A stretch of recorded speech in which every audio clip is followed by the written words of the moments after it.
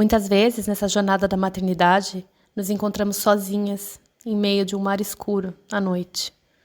Eu acredito que se cada uma de nós acender a sua lanterna, a gente já não se sentirá mais sozinha e não ficará mais tão escuro. Essa é minha lanterna para você, dizendo que eu também estou aqui e que eu te vejo.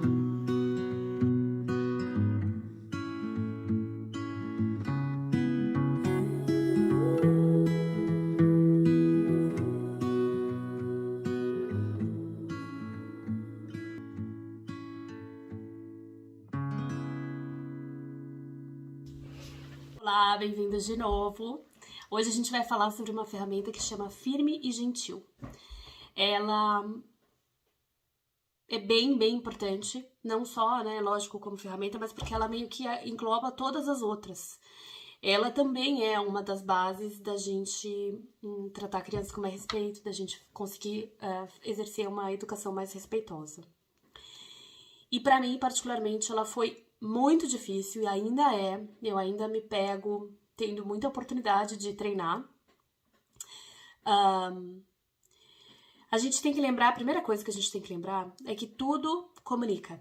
Tudo, né? O nosso tom de voz, o jeito que a gente se mexe, para onde a gente está olhando, a altura, as palavras, tudo comunica. E se a criança aprende com o corpo inteiro, até o jeito que a gente pega na criança comunica e ensina. Então não adianta a gente ser respeitoso no sentido do que a gente está fazendo ou como a gente está fazendo, se na hora de pegar a criança a gente pega ela forte. Ou às vezes, aqui acontece muito, não é nem forte. Às vezes o Fernando pega meio rápido ou brusco, mas a criança entende como sendo forte. E aqui a gente tem que lembrar disso, né? Não é o que a gente comunica, é o que a pessoa percebe, que fica. Não é o que você quis dizer, é como ela escutou. Então essa ferramenta Firme e Gentil, ela é uma ferramenta que a gente precisa o tempo inteiro estar atento e estar presente para entender o que eu tô querendo comunicar, o que eu tô fazendo e falando, o jeito que eu tô fazendo e falando, tá sendo percebido como eu quero que seja percebido? O que eu posso ajustar? Controlar a gente não vai poder, não existe isso. A gente não controla a percepção do outro. Mas a gente pode ir adequando a nossa comunicação para que cada vez mais ela seja percebida mais próximo do que a gente gostaria, né? E normalmente vocês vão perceber, eu acho também na vivência de vocês, normalmente a gente pode ter um dos dois estilos de educação, né? Ou a gente é permissiva ou a gente é autoritária. Só que essas coisas não são polaridades no conceito, mas não é que se você é permissiva, você só vai ser permissiva e sempre vai ser permissiva. O que mais acontece no dia a dia é que a gente muda de um para o outro dependendo do nosso estado, dependendo do dia, do humor e de tudo aquilo que a gente falou lá que atrapalha a conexão. Dependendo de como a gente está se sentindo, a gente vai ser mais permissivo ou mais autoritário. E é bem importante que a gente pare e preste atenção nisso, porque isso influencia diretamente essa ferramenta. Então, o que é o ser permissivo, né? O ser permissivo é, às vezes, você não colocar um limite muito claro. Sabe aquela coisa assim, às vezes a criança tá fazendo algo que não é pra fazer, que já tá combinado que não é pra fazer, que é clara a regra. Mas, ai, você tá tão cansada. Ai, deixa, finge que não vê. Isso é ser permissivo. Ou a criança tá... Você deu um limite. Olha, filha, a gente vai embora daqui a 5 minutos. Você deu o limite. Mas aí quando chega de 5 minutos, a criança... Ah, mamãe, mas por favor, vamos ficar mais um pouco? Ai, tá bom. Você não quer discutir ali naquela hora. E aí você cede. Ou... Isso acontece de novo, né? Ou, enfim, tem vários jeitos que a gente pode ser permissiva. O jeito de falar, às vezes, muito mole. Amorzinho, por favor, será que você pode arrumar esse brinquedo? Enfim. Ou autoritário, né? Autoritário acho que é claro e é fácil, né? Vem aqui agora. Olha, tem que arrumar esse brinquedo agora. Não, chega, não quero escutar. É pra arrumar. Já falei. Ou às vezes autoritário, às vezes a criança tá falando, né? Sabe quando... Filha, entrar no banho. Vem, tá na hora de entrar no banho. Mas mamãe, não sei o que lá, não sei o que lá. Não quero saber. Entra no banho. A gente nem escuta o que a criança... Às vezes a criança ia falar assim, não, mamãe, mas eu preciso fazer xixi antes. A gente não tá aberto pra escutar. É o que a gente fala, é o que tem que ser feito e ponto final, né? E eu percebo em mim, ou, né, lógico que agora eu tô trabalhando isso já faz tempo, mas assim, percebia muito esse ir e vir. Então, às vezes era muito permissiva, às vezes era muito autoritária. E o que é essa ferramenta firme e gentil? Ela é o caminho do meio. Ela é assim, entre o permissivo e entre o autoritário. No caminho do meio, existe o limite. Precisa existir o limite. Por favor, nunca esqueçam que uma educação respeitosa precisa ter limite. Limite é respeito. Limite é essencial para o desenvolvimento saudável da criança. Então, firme e gentil vai ter o limite. Só que esse limite vai ser comunicado e colocado, né? No caso, a gente comunica. Se a criança não faz, a gente precisa fazer o limite acontecer. Mas essa forma de fazer, ela é respeitosa e ela é gentil. O chegar nesse meio do caminho é um exercício. Quanto mais a gente exercita, mais a gente fica bom nisso. É igual que a gente fala para criança também. Tem uma ferramenta que chama Invista Tempo de Treinamento. E é assim com a gente. Quanto mais a gente exercitar, melhor a gente vai ficar. Mais a gente vai perceber quando a gente quando a gente não é, quando deu certo, quando não deu certo. Então precisa praticar. Não tem nada que substitua a prática. Nenhum livro que você lê vai substituir você tentar fazer e de novo, e prestar atenção, e aprender com o erro, e de novo. E aí, comigo, especialmente acontecia algo assim que eu achava que eu tava sendo gentil. Eu achava que eu tava sendo firme e gentil. Mas eu não tava, eu tava sendo ainda autoritária. Eu tenho uma comunicação naturalmente autoritária, eu acho. Ou, acho que sempre foi percebida assim. Não, aí que tá, né? Não com a minha intenção. Eu nunca quis ser autoritária, mas acho que foi o jeito que eu aprendi. É da minha característica, não sei.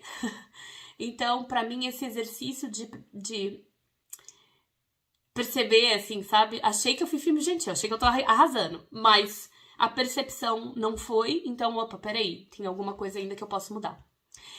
Alguns exemplos, então. Vou falar mais do tom de voz, mas acho que vou tentar explicar aqui em relação também ao agir, né? Porque não é só o tom de voz. Então, por exemplo, você tá lá, precisa sair, tá aquela zona de brinquedo no chão. Guarda o brinquedo agora, a gente tá indo pra escola. Isso é autoritário. Filhinha, por favor, será que você pode guardar o brinquedo? Tá na hora de ir na escola. Permissivo. O que seria firme e gentil? Filha, guarda o brinquedo. Tá na hora da gente ir pra escola. Olhando no olho. Não precisa gritar. Não precisa falar muito fofo. É falar o que tem que ser falado. Nem sei se eu tô conseguindo fazer direito esses exemplos. E também nem tudo é tão estereotipado, né? Tô tentando estereotipar mais só pra também vocês conseguirem perceber melhor, assim, esses exemplos. Então, você tá lá cozinhando. E aí, dois irmãos, de repente, um começa a bater no outro. Adianta gritar de longe? Arthur, solta sua irmã, para de bater nela! Não vai adiantar, provavelmente. Porque aí tá faltando a conexão. Então, tá batendo. Bater, agressão física, não é aceitável.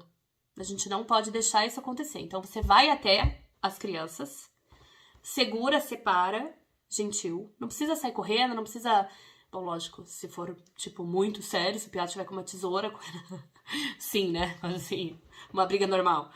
Você não precisa sair correndo, desesperado, gritando. Chega, separa, firme e gentil. Sem brigar, sem bater, sem apertar, separa.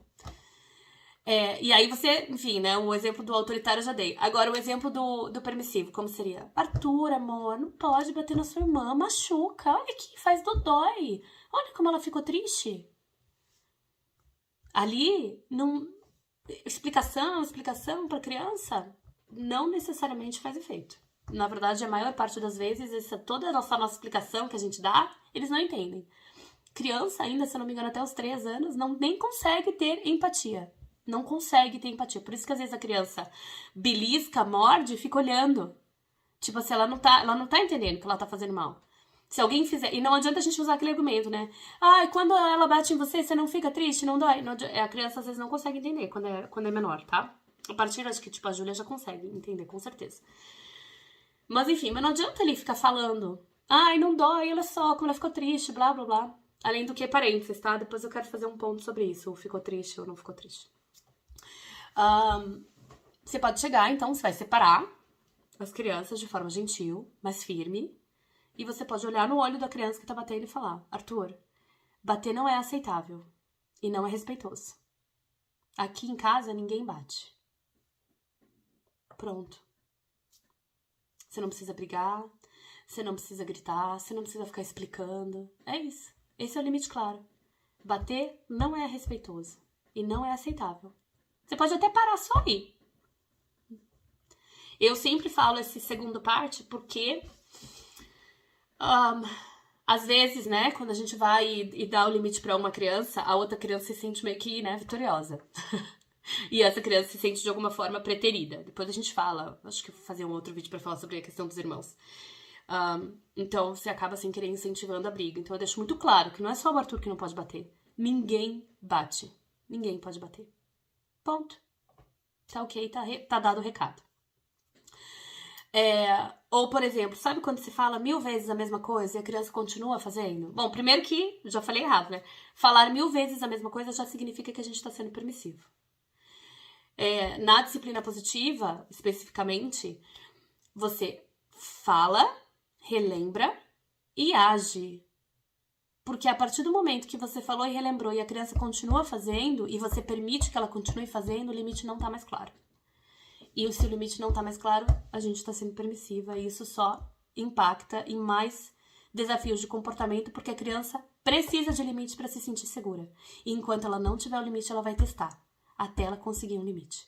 E o problema é que enquanto ela tá testando, se a gente foi permissiva, enquanto ela tá testando o limite, a gente já tá ficando sem paciência e já tá chegando também no nosso limite. E aí a gente não consegue mais ser firme e gentil. Então vamos lá. Acho que até esse é um bom exemplo pra isso, não tinha pensado nisso. Mas você falou já algumas vezes, ou a criança já sabe que não pode pegar água do copo e jogar no chão. Ok? Esse já é uma regra da tua casa. E aí a criança vai lá e faz isso de novo. E muitas vezes, quando elas estão buscando o limite, a criança ainda olha pra você. Mas tudo bem, foi lá, fez, normal. Fez, jogou, tá lá brincando, jogou água no chão. Aí você pode gritar, ficar brava. Já falei, não é pra jogar água no chão. Meu Deus, olha aqui, ficou tudo sujo, molhado. E agora eu vou ter que limpar, blá, blá, blá. Tava fazendo almoço, blá, blá, blá. Blá, blá, blá. Fica tudo blá, blá, blá pra criança, além de você tá gritando, né? A criança faz isso, por exemplo. Faz uma vez, você fala. Faz outra vez. Essa dos 1000 vezes, né? Falou 1000 vezes e a criança continua fazendo, tá sendo permissivo. Ou, a criança foi lá e fez isso. Amor, já falei, não é pra jogar água no chão, filha. A água vai ficar no copo pra beber. Ai, amor, olha, de novo, não, e vai limpar, né? Os resmungos que a gente dá, quem nunca? E aí vai e fica limpando. Também é permissivo. O que a gente pode fazer então nessa hora? Foi lá, jogou água no chão. Respira primeiro, porque se você é como eu, você já vai vir aquele negócio. Respira, chega lá, simplesmente não fala nada. Tira o copo da mão da criança. A água é pra ficar no copo. É pra beber. Ou, a água é pra beber. Não é pra jogar no chão. E pronto. Ah, Ana, mas aí tirei o copo da mão. Tipo, claro, não importa quão gentil você faça, é muito provável que a criança fique muito brava. E aí, paciência, e aí você acolhe. Oferece um abraço. Não precisa ficar falando. Mas, amor, eu já tinha te falado que não sei o que lá, que não pode, água é pra beber, não é pra jogar no chão, olha lá, mudou. Não precisa ficar falando. Abraça a criança, acolhe, pega no colo se preciso, senta ali um pouquinho com ela. Você pode até perguntar com os meus aqui, isso funciona muito, é outra ferramenta também. Agora você não vai poder ficar com o copo na mão porque tava derrubando água no chão. O que você acha que você pode fazer, então? Você quer brincar de outra coisa? Você quer fazer outra coisa? Você quer... E aí conversa com a criança, às vezes ela mesma vai sugerir alguma solução porque ela tá sentindo, tá? O limite, gente, precisa ser claro. E quando a gente precisa ter primeiro esse limite claro, aonde? Dentro da gente. O limite tem que ser claro pra gente. Porque se a gente não tem segurança na hora de dar o limite, a criança não vai entender o limite. Porque aí não é o que eu tô falando, é o que eu tô sentindo. E a criança percebe muito bem esse sutil. Então, às vezes, você até vai conseguir se comunicar de forma firme e gentil, mas lá dentro nem você tá muito certa de que aquele é o limite. Tudo bem, vai, jogou de novo a água, tá ok. E aí, às vezes, não vai funcionar, não vai ser eficaz, porque no fundo o limite não está claro. Então, lembra bastante disso também, tá? E lembrar isso, que a gente... o nosso limite claro, firme e gentil não vai necessariamente agradar, e tá tudo bem. E o que é bem importante falar aqui, eu queria falar isso de duas coisas, né? A primeira que é aquele parênteses que eu falei. Então, olha só como ela ficou triste, né? Bateu, brigou. A gente precisa parar de usar os nossos sentimentos e os sentimentos do outro como forma de manipular e coagir a criança a agir do jeito que a gente quer. Mamãe fica tão triste quando você faz isso. Extremamente permissivo, primeiro. Segundo, você tá usando a sua emoção, você tá querendo que a criança fique com dó de você e através disso ela mude o comportamento dela. Isso é manipulação. A gente não entende isso exatamente com essas palavras, mas isso é chantagem emocional e manipulação. E a gente cresce vivenciando isso, a gente cresce com as pessoas fazendo isso com a gente e agora a gente faz isso com os nossos filhos sem perceber. Então, preste muita atenção.